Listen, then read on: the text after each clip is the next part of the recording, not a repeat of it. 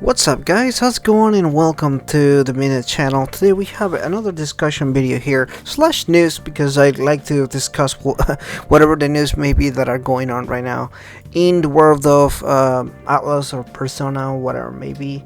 This is gonna be something that I feel like some of you guys may know by now, some of you guys may not be aware, but there was a interview that they did with Famitsu. Now coming from Soul Hackers 2, the developer team kind of talk about what happened, how did this come about and everything like that, and they had a lot of interesting conversations slash kind of a lot of things came out to came to light really. So one of the major things that I find interesting is while they do have the Soul Hackers 2 in this game, they actually consider this to be a reboot. Now I mentioned this, I laughed because I mentioned this on my original kind of reaction for this. This is basically a soft reboot, and yeah, it is exactly what it is. They consider that more of a reboot of the series, kind of bringing new blood and everything. Obviously a lot of people have mixed feelings about this, what it means for the rest of the series moving forward, meaning Soul Hackers. Now definitely keep an kind of just open mind on this, because there's a lot of new blood of Atlus. A lot of the older developers, a lot of the people that haven't been in the company for some time, they're moving on to other things. For example, Kaneko, who makes the art for a lot of the Shin Megami Tensei games, he's basically not involved as much in Megaten anymore. Like, we haven't seen his work in a very long time. Same with Hashino, for example, who's no longer going to be working on Persona. He's going to be working on other stuff, the other series and everything. And then we have, obviously, Sujima, who has made the music, the art.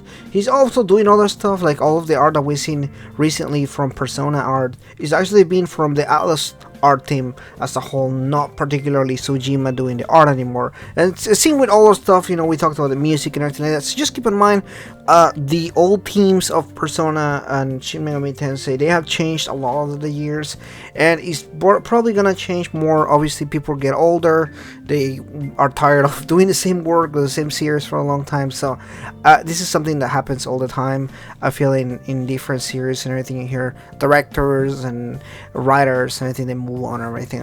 But anyway, that's kind of my thoughts on that. Just keep in mind, that's kind of what happens. But one of the major things here that I wanted to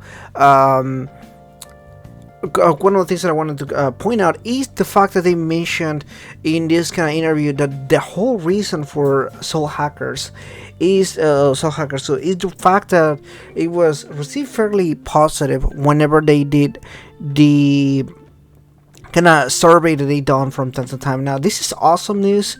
I talked about pretty much every survey in the last 2-3 years as they've been progressing and everything, and it's just kind of interesting because he's right, a lot of the stuff that we've seen in the surveys have come out of like an actual reality. Persona 4 Golden on Steam is from the surveys. They actually mentioned that in previous interviews. A lot of the things that we've seen so far, Persona 4 Arena, for example, is also another one, and it does seem like they are actually listening to the fans, at least the Japanese fans, and what they're looking for and everything.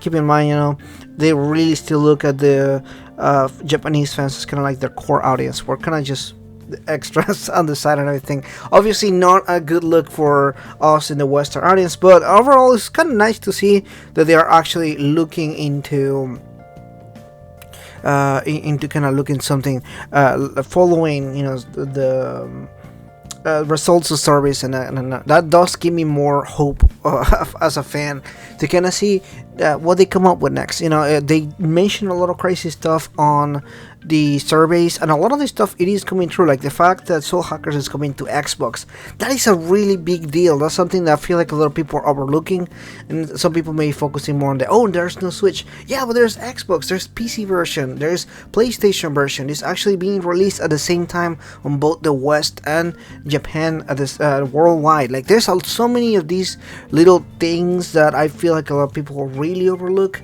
It's really actually pretty cool to to read through these interviews, kind of seeing kind of the inside of like, you know, like what is the target audience here. It actually does seem like they are focusing more in kind of obviously doing fans who kind of looking maybe into the sequel and everything, but at the same time it does seem like they're actually looking to bring new fans, like the new people, like the Persona people and everything like that. So it does seem like it was difficult for them to find the balance between the new fans and the old fans, and that's actually something that I feel like is gonna be the case for every single new thing that Atlus does from here on, because not only do they need to appeal for the new people, the people that are coming from Persona 5 and everything, but they also have to simultaneously appeal to the older fans that have been carried the series for, you know, over 30 years and everything. So it's really interesting. I'd definitely recommend checking out the whole interview here, because there is a lot of stuff that they discuss pertaining to soul hackers. I really think that this is in the right direction, and it really does give me hope for the rest of the series. It actually made me more interested in soul hackers stuff reading the interview. So I'm gonna leave in the comments down below the link for the article, thanks to Persona Central, who actually translated the entire interview, and we kind of get to see where they're coming from and everything. I really encourage you to read it, because I know there's a lot of people on the fence, and I think at least with this you can actually see kind of their point of view, what they're looking for, you know, what were they're trying to tell when they were kind of making this game, especially because again, there's been a really interesting side of the community has reacted very interestingly to this particular game. So that's pretty much it for today, guys. I really just wanted to point out some of the stuff that I read that I thought it was really interesting. The interview is actually pretty long, and they do talk a lot about things like the music, the design, which I know some of you guys are talking about, Devil Summoners, you know, talk about you know, what their goals are for this game, the creation of the characters.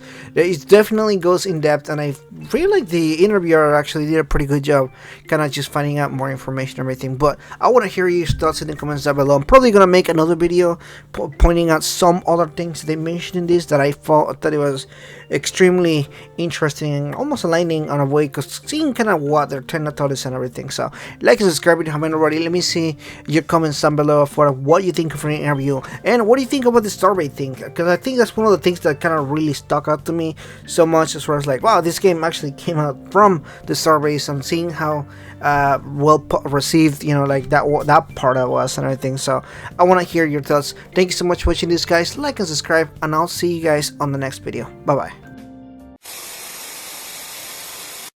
But before we end this video, I want to thank all the members: Miko, Another Fox, Demicro, H2DK, King Narukami 45, Ethan McNeil, and Rising Oblivion. Thank you so much, guys, for your support. I couldn't make these videos without your help.